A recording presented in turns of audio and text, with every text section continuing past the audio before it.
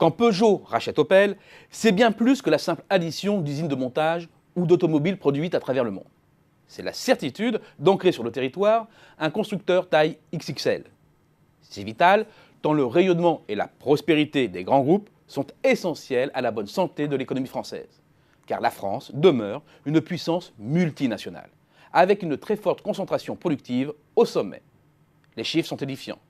Les 248 grandes entreprises non financières concentrent à elles seules 30% des effectifs salariés, génèrent 32% de la valeur ajoutée marchande, sont à l'origine de 43% des investissements et de 50% des exportations. Disposer de grands groupes, c'est aussi enraciner sur le territoire les sièges sociaux et pour de simples questions de proximité, les activités de R&D et de conseil. C'est donc créer des emplois hautement qualifiés et bien rémunérés avec leurs effets de déversement. 57% de l'effort de recherche est réalisé par les grandes entreprises qui emploient près d'un chercheur sur deux travaillant en entreprise. Avec les grands groupes, c'est aussi disposer d'un pouvoir de marché et d'une puissance de feu financière pour acquérir des marques, des brevets, mobiliser les savoir-faire à travers le monde. C'est aussi disposer d'une capacité à générer des revenus qui se retrouvent en flux positif de la balance des paiements et font plus que compenser notre déséquilibre des transactions de biens et services. Il s'agit donc bien là d'un élément clé de la solvabilité française. Les grands groupes assurent enfin une activité directe et indirecte aux PME qu'elles entraînent à leur côté. L'essentiel des PME franchissent d'ailleurs le seuil qui les mène à la taille d'une ETI dans le cadre d'une structure de groupe. Les liens capitalistiques sont nombreux entre les grands groupes et les ETI. 56% dépendent ainsi des firmes multinationales, qu'elles soient françaises ou étrangères. C'est le signe d'une forte intégration économique et financière entre ces deux ensembles. On devrait donc s'attendre à un consensus sur le soutien apporté à nos grands groupes.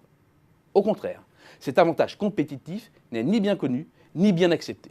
Et personne ne s'émeut quand, au détour d'une étude de la Banque de France, on apprend que 39% des sociétés françaises du CAC 40 sont majoritairement détenues par des intérêts étrangers et que 45% des actions françaises des sociétés du CAC 40 soient entre les mains de non-résidents.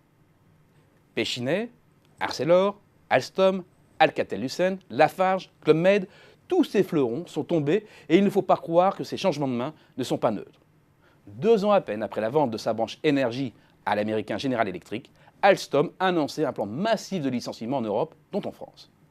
Le grand capital est souvent considéré comme apatride. Rien n'est plus faux.